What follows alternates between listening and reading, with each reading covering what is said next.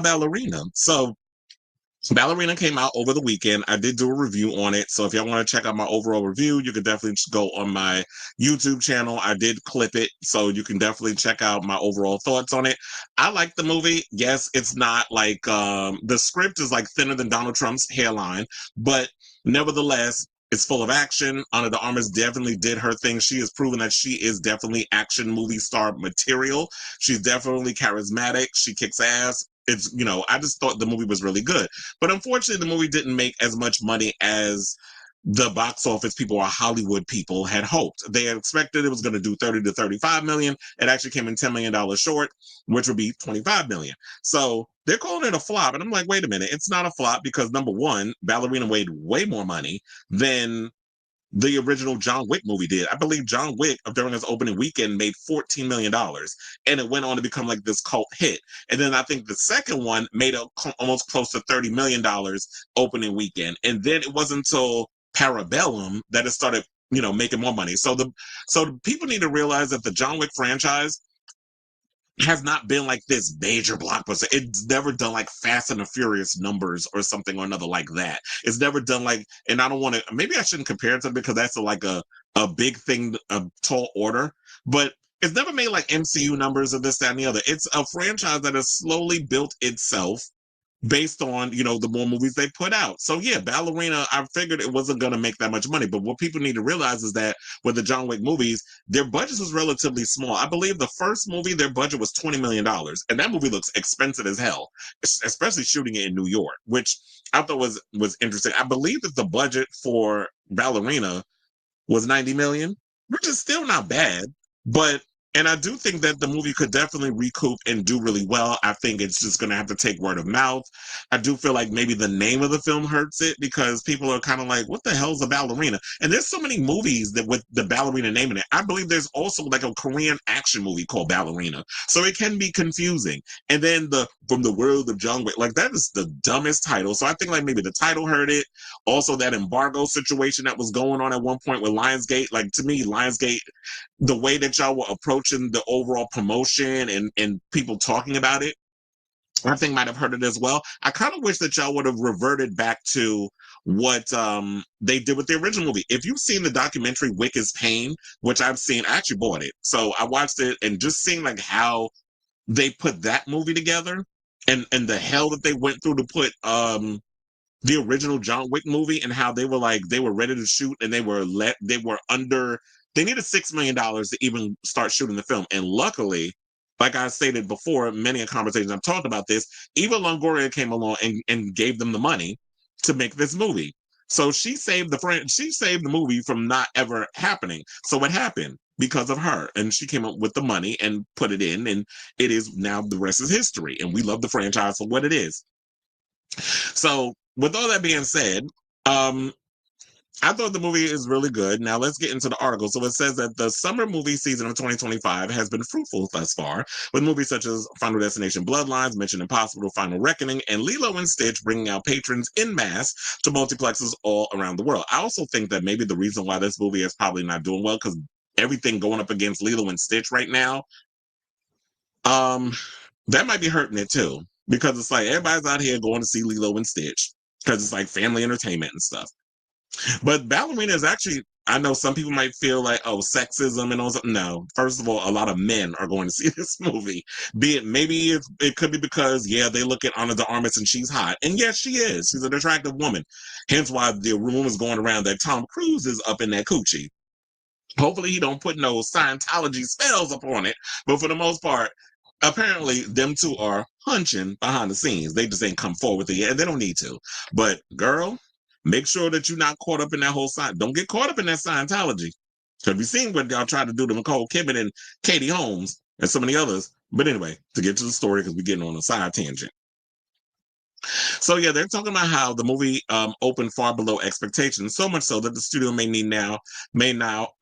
might now, sorry, have to reckon with the idea that its planned John Wick cinematic universe may not be as viable as it had hoped. Director Len Wiseman's Ballerina opened at 24.5 million domestically this past weekend, coming in at number 2 behind Lilo and Stitch. Well, like I said, Lilo and Stitch is a family movie. Anything that goes up against Lilo and Stitch right now is going to be on the struggle bus, even though Tom Cruise's Mission Impossible is still holding up. Because when I went to go see that the day before Ballerina, I went to see it in IMAX, and IMAX had a lot of people in that theater. So maybe if we could get Ballerina in some IMAX theaters, I actually saw Ballerina in Dolby. But if we can get if we can get Ballerina in some IMAX theaters, I think that would probably help with the finances too. I think that's what helped with Sinners, like Sinners putting in IMAX and so many other screens. That definitely helped that movie make money. But I guess because Mission Impossible is out and they're still like taking over IMAX a little bit, that's probably why people aren't really going to go see Ballerina. But I don't know. I would love to hear from people as to why they haven't really gone in to see this film just yet. But let's continue. So it said, yeah, within its third weekend of release, overseas, the John Wick spinoff earned 26 million, giving it a global start just north of 50 million against a 90 million budget. And as part of a $1 billion franchise, that's not what Lionsgate was hoping for, especially since Ballerina had been expected to open between 30 and 40 million less than 2 weeks ago. So I am curious as to like what happened with that. Do you think maybe because they said 2 weeks ago it was people were expecting it to make 30 to 40 million? I'm wondering because it maybe in that time frame, do you think it might have had something to do with Lionsgate with their whole embargo situation, putting all that pressure on people like, no, you can't put out any negative comments about the film. And then when you see the movie, like everybody's general consensus of it is a lot of action. Honor the Armas is great. The movie looks good visually. The action scenes are killer. Like there's just a lot of really good. Like it doesn't let up from the beginning of the movie to the end. Nonstop action. The only problem is a lot of people were saying was that there's not much of a plot. But then again, when it comes to something like the John Wick franchise, we don't go to see John Wick to get Shakespeare. We ain't going there to get some Christopher Nolan-esque razzle dazzle spectacle, whatever. Like some heady, you know, tripped out, whatever. That's not what we go to see the John Wick movies for. We go to see people get shot, maimed, stabbed, beat up. Like that's what we go to see those movies for. And yeah, then we get, and then all the icing on the cake is we get caught up in the world of the Continental and the other assassins and the rules and the coins and going to, you know, the would you like an entree? You know, the whole breakfast hors d'oeuvre metaphors when we're talking about guns and knives and all this stuff. So we go for all of that stuff. We're not going there to get some, you know, history lesson. Like we're not going to see some Shakespearean opera. Like that's not what we getting from those movies. We go for the razzle dazzle and explosions and the fighting. It's not like it's a Michael Bay movie, but at least there's a little substance that I'll say that there is with the whole John Wick universe, a different type of substance.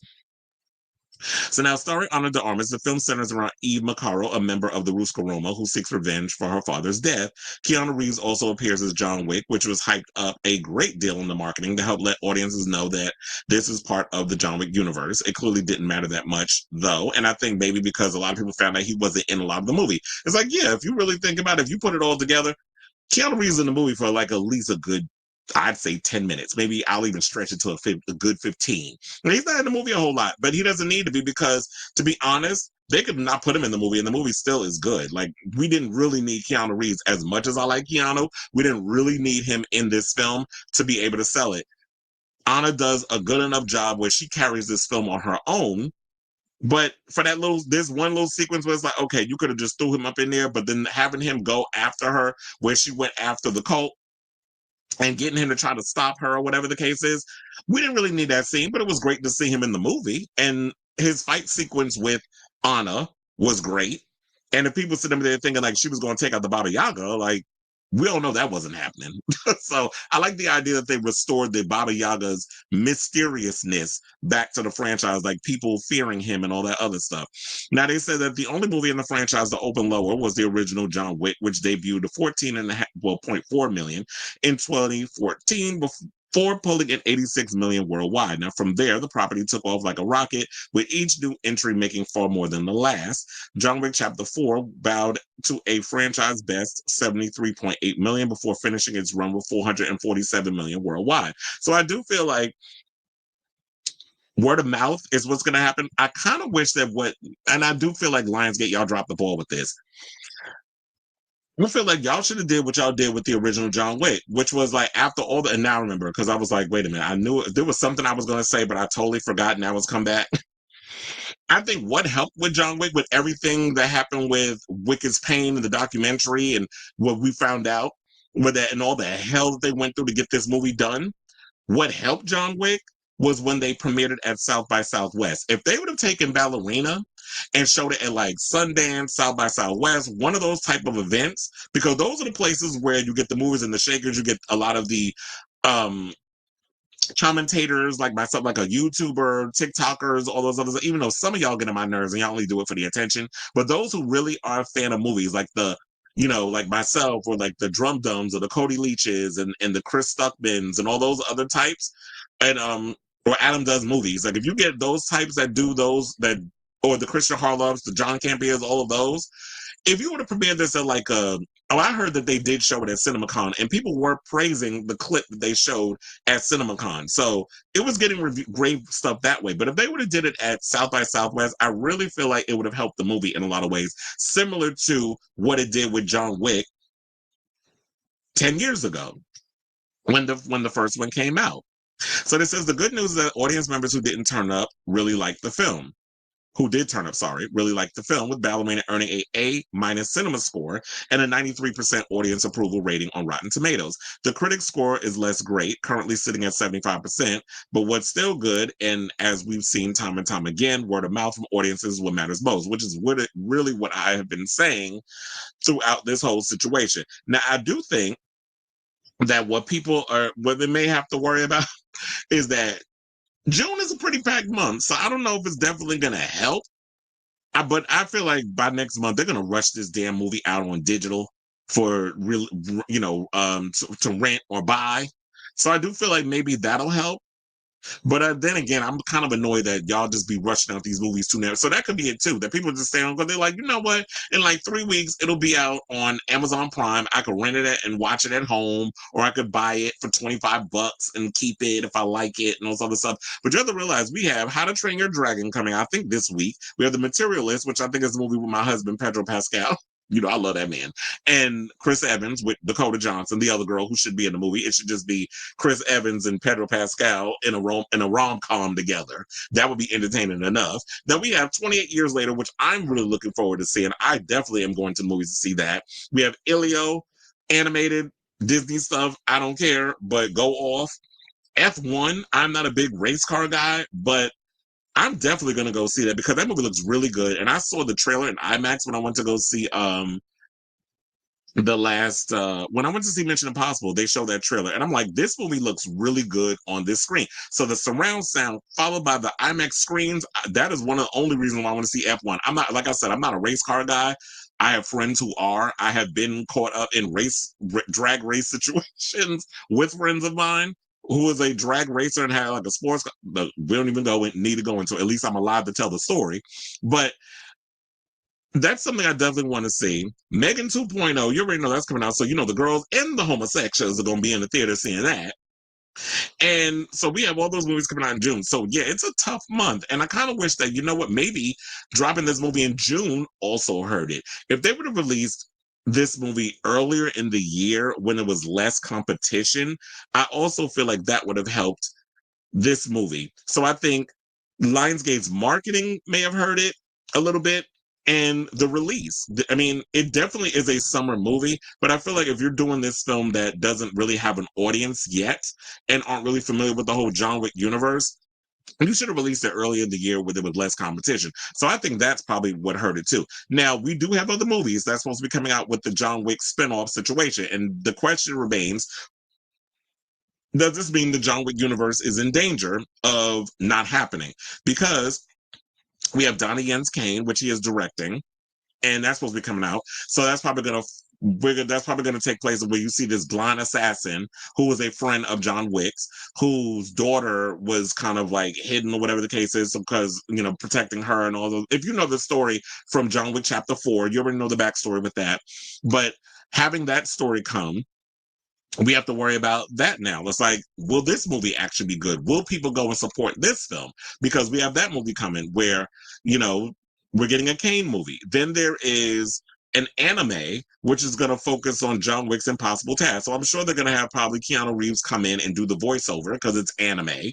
So, the task that got him out of the world, so that way he can go and be married to Helen and have the life that he wanted to have. So that whole impossible task that, Santino D'Antonio helped him get out of, that's supposed to be getting a story. Which I kind of wish they would just stick to the illusion of that, alluding to that story and not give us an actual thing on it. But if that's what y'all going to do, then whatever. Who am I to stop you? And then we also have John Wick 5 coming, because we already know nobody stays dead in the John Wick universe. So the question remains, will those films suffer? It's only a matter of time. But I do feel like that Lionsgate definitely needs to show their belief in this movie, because Ballerina is a good movie. It would be sad if we don't get a sequel. That I do feel like this franchise needs to happen. I do feel like we need to see more females in action movies, and this is a really good franchise that I would be upset if they let go to waste. So if y'all have, so I definitely want to hear from you all. Have you seen Ballerina? What are your overall thoughts on it?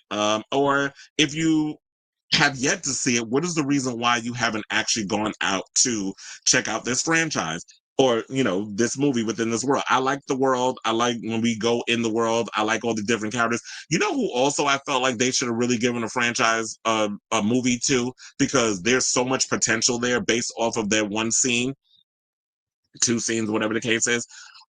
I'm still going hard on this Halle Berry Sophia story. Like they should have really given Halle Berry a movie, because I feel like she was such a great addition to Parabellum that I'm like, why haven't y'all gone on to give her a movie? I mean, I get that y'all doing the whole ballerina thing based off of something from Parabellum and putting Ana de Armas in that ballerina lead role. She definitely, like I said, kicks ass and does a great job.